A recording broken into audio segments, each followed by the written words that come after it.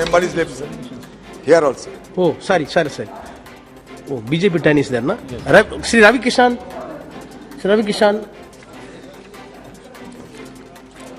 सर्वप्रथम मैं आपको धन्यवाद देना चाहता हूं कि आपने मुझे महत्वपूर्ण विधेयक पर बोलने का मौका दिया। अध्यक्ष महोदय, संशोधन विधेयक का स्वागत करता हूं मैं और सपोर्ट करता हूं। जैसा कि विधेयक के उद्देश्यों का कारण कथन में लिखा गया, बहुत ही पारदर्शिता के साथ, क्लैरिटी के साथ है। आई वाज हियरिंग ऑल मैं सारे माननीय सदस्यों को सुन रहा था, बट ये सारे सदस्य ये नहीं जान रहे हैं कि यशस्वी प्रधानमंत्री मोदी जी की सोच है ट्रांसपेरेंसी, पारदर्शिता, और इस देश में अब वो समय आ गया है जहां पर हम लोग साफ साफ चीजों को देश के सामने रखें। ये देश एक नया भारत बन रहा है, एक नई सोच का भारत। 1959 में व्हाट हैपेंड, 1949 में व्हाट हैपेंड, उसको सब कुछ मद्देनजर रखते हुए हम इसको बदलते हुए तंत्र को स्ट्रांग करना है, उनको सिक्योर करना है। संस्थान इसके जो सदस्य हैं संस्थानों के, उनके विरुद्ध अनुशासनिक मामलों में एक समय सीमा के भीतर से निपटाना, जवाबदेही तथा पारदर्शिता को बढ़ावा देने संबंधित संस्थानों की परत परिषद को स्वायत्तता प्रदान करना इत्यादि शामिल है, जो बहुत ही क्लियरली बताता है कि अब ये देश बदल रहा है, चीजों को बदलना जरूरी है, देश को जानना है, देश की जनता को जानना है कि सत्य क्या है, लोग क्या हैं, लोग कैसे काम कर रहे हैं, whether they are CA, whether they are into income tax, whether in the government firm, any kind of firm, they want to see कि भैया क्या हो रहा है, हमारे देश का क्या हो रहा है, मेरी देश की जनता का क्या हो रहा है, मेरे टैक्स के पैसों का क्या हो रहा है, कैसे पीपल ऑपरेटिंग, कैसे मेरा देश बढ़ेगा, कैसे 135 करोड़ की आबादी स्ट्रांग होगी, कैसे हम सुपर पावर बनेंगे। तो ये सारे पॉकेट्स को और ये सारी जो संस्थानें हैं और संस्थाएं हैं, उसको स्ट्रांग करने के लिए यशस्वी प्रधानमंत्री मोदी जी की जो सोच है, उसी को लेकर हम लोग चल रहे हैं और वो बिल उसी से आधारित है और उसी के अनुसार है। अब अपोजिशन को भी ये जानना जरूरी है कि ये देश बदल रहा है, अपने आप को स्ट्रांग कर रहा है विद ट्रांसपेरेंसी के साथ और ऑनेस्टी के साथ। अध्यक्ष महोदय, मेरा ऐसा मानना है कि आज के बदलते परिवेश में जवाबदेही, पारदर्शिता अत्यंत महत्वपूर्ण है।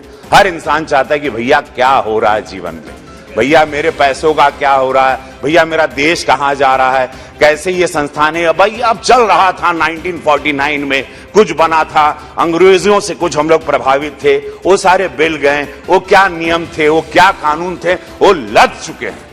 अब लोग निकलना चाह रहे हैं, लोग एक 2021 में मोदी जी के साथ विश्व को देख रहे हैं, विश्व के सबसे बड़े नेता बने हमारे प्रधानमंत्री, भारत पर पूरे विश्व की नजर है, भारत ग्रो कर रहा है, भारत ही एक ऐसा देश है जो अब ग्रोथ की तरफ है और पूरे वर्ल्ड की निगाहें हैं, उसमें हमको उनका साथ देना चाहिए। चूंकि मैं सिनेमा इंडस्ट्री से जुड़ा रहा, तो सीए के साथ और अकाउंटेंट्स के साथ, ये सीए एक ऐसी संस्थान है और चार्टेड अकाउंटेंट्स ऐसे रहे जिन्होंने मुझे पहली बार लॉ सिखाया। अध्यक्ष महोदय, कि नो यू हैव टू पे द टैक्स। जब मैं कुछ पैसे कमाने लगा तो मुझे बोला नहीं, यहां पे आपको, भैया मेरा चार्टेड अकाउंटेंट आया, उसने कहा कि, तो मुझे एहसास हुआ कि चार्टेड अकाउंटेंट कहीं सरकार का आदमी तो नहीं है, ये सरकार के लिए काम करता है, ये क्या है, ये व्यक्ति क्या है, ये संस्था क्या है, ये लोग कौन है, जो पूरा पैसा मेरी मेहनत का मैं कमाता हूं, वो मुझे उसने बताया कि ये जाएगा देश के लिए। ये आप जो पैसा सिनेमा की शूटिंग से कमाते हैं, जो आप टैक्स भरते हैं, वो, और मैं करीबन 30-35 साल से I'm a टैक्स पेयर, तो मैं जो कमाता था, मेरा सीए आता था, हमको समझाता था कि ये पैसे ऐसे जाएंगे। तब मुझे पता कि नेशन बिल्डिंग में ये संस्था, chartered accountant, this firm, they are so strong, ये लोग इतने महत्वपूर्ण स्तंभ हैं इस देश के, इनको सिक्योर करना, उनको पारदर्शिता में लाना, उनको प्रोटेक्ट करना, ये भारत सरकार का काम है और ये अब सोचा गया, ये मुझे बहुत अच्छा लगा। मैं इस बिल का सपोर्ट करता हूं और इस संसाधनों के साथ, नहीं डेफिनेटली ये, भाई आप लोग समझ रहे हैं, भाई समझ रहे हैं आप लोग, नहीं बहुत हमदम सही बता रहे हैं, इसको एकदम सही तरीके से जा रहे हैं, आप लोग नहीं समझ पा रहे, आप लोग नहीं समझ पा, क्या नहीं, आप लोग समझ नहीं पा रहे हो। देखो दिक्कत यह है कि उस कुर्सी पर चले जाने के बाद आधी बुद्धि बंद हो जाती है। Please conclude. वो कुर्सी का दोष है। Thank you Shri Danish Ali.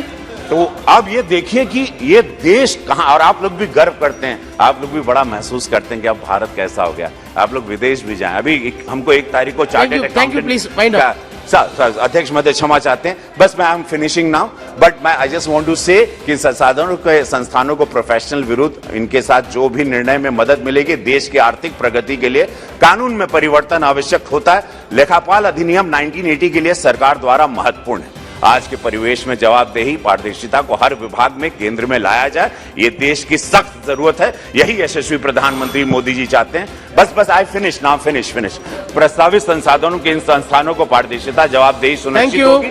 बस मैं ये चाहता हूं, ट्रांसपेरेंसी बहुत जरूरी है अध्यक्ष महोदय। इस देश को स्ट्रांग करने के लिए सत्य हमेशा सामने रहे। धन्यवाद। इस देश को स्ट्रांग करने के लिए सत्य हमेशा सामने रहे। धन्यवाद। श्री धन्यवाद सभापति महोदय, आपने मुझे the chartered accountant, the cost and works accountant and the company secretaries amendment bill be brief, you are having only 3 minutes 21 पर बोलने का मौका दिया। सभापति महोदय, ये सरकार झूठ जो है बड़े कॉन्फिडेंस के साथ बोलती है और मुझे ताज्जुब है इस बात का। एक तरफ तो सरकार जो है जितनी सरकारी कंपनियां थी, जो पीएसयूज थी, उनका निजीकरण करने में लगी है और दूसरी तरफ जितनी स्वायत्त संस्थाएं हैं, जितनी ऑटोनोमस बॉडीज हैं, जो प्रोफेशनल्स की ऑटोनोमस बॉडीज हैं, उनका सरकारीकरण करने में लगी है। ये कंट्रडिक्शन जो है इस सरकार का, ये इतना भयंकर है, ये देश को कहां ले जाएगा। सभापति महोदय, 1949 की ये संस्था जो चार्टर्ड अकाउंटेंट्स की है सर, उसका सरकारीकरण करने में लगे हैं। हर चीज में आपको सरकारीकरण करना है। मुझे ताज्जुब होता है, आदरणीय प्रधानमंत्री जी ने यही कहा था कि इस देश में बाबू जो है रेड टेपिज्म को खत्म करना है, सब कुछ बाबू तय करते हैं। यहां क्या कर रहे हो? जो ऑटोनॉमस बॉडी है, जो खुद की ऑटोनोमस बॉडी, वो लोग अपना इतना अच्छी ऑर्गेनाइजेशन उसको खत्म करके आप बाबुओं को वहां बिठा रहे हो। वो बात अलग है कि आज इनका भी कल उत्तर प्रदेश में मंत्रिमंडल बना, परसों वहां भी बाबुओं को जो है वक्त आने वाला है कि आप पॉलिटिकल लोग मंत्री नहीं बनोगे, आप मंत्री नहीं बनोगे, बाबू भी आएंगे और बाबू ही मंत्री बनेंगे। सभापति महोदय, मैं आपके माध्यम से सिर्फ इतना कहना चाहता हूं, देखिए इस सरकार ने क्या किया है, हर ऑर्गेनाइजेशन में अपना कब्जा करना चाहती है, डायरेक्टली या इनडायरेक्टली। भाई इतनी अच्छी ऑर्गेनाइजेशन चल रही है, आप आज चार्टर्ड अकाउंटेंट्स को आप कंट्रोल कर रहे हो, कल आप कहोगे कि साहब बार काउंसिल को भी कंट्रोल करना है, परसों आपको बाकी तो कोई ऑर्गेनाइजेशन आपने छोड़ी नहीं है। जितनी इंडिपेंडेंट बॉडीज थी सबको ध्वस्त करने का काम आपने कर दिया है। साहब ये बड़ी मुश्किल से, बड़ी मेहनत से इन प्रोफेशनल्स ने इस ऑर्गेनाइजेशन को खड़ा किया, उसको आप कंट्रोल करने की कोशिश मत कीजिए। मैं आपके माध्यम से सभापति महोदय, देखिए 3.5 लाख जो हैं चार्टर्ड अकाउंटेंट्स हैं और जो ये टेस्ट होता है सभापति महोदय, इस मतलब उस पर आज तक सरकार के तो कितने पेपर्स लीक होते हैं जो सरकार एग्जामिनेशन कंडक्ट कराती है, लेकिन चार्टर्ड अकाउंटेंट्स के टेस्ट का आज तक कोई आप नहीं कह सकते कोई पेपर लीक हुआ हो या कहीं कोई कॉम्प्रोमाइज हुआ हो। ऐसी ऑटोनोमस बॉडी को आप जो है कंट्रोल कराना चाहते हैं। उनको अभी सत्ता पक्ष के एक वरिष्ठ सांसद, मैं बहुत रिस्पेक्ट करता हूं अनुराग, वो बोल रहे थे कि साहब खुद आप तय करेंगे, खुद ही खेलेंगे, खुद ही खिलाड़ी होंगे और खुद ही एम्पायर होंगे। साहब सरकार में क्या होता है? क्या सरकारी बाबू अगर किसी के खिलाफ शिकायत आती है तो क्या सेक्रेटरी अपने जॉइंट सेक्रेटरी या डायरेक्टर के खिलाफ इंक्वायरी नहीं करता? क्या वहां पर उसको पनिशमेंट नहीं मिलता? अरे ये कहां का तर्क है आपका कि वो ऑटोनोमस बॉडी है तो वो अपनी डिसिप्लिनरी कमेटी नहीं बना सकती, जबकि सरकार के अंदर तो जो सीनियर ऑफिसर होता है वही जूनियर ऑफिसर खिलाफ कार्रवाई करता है। ये कंट्राडिक्शन है।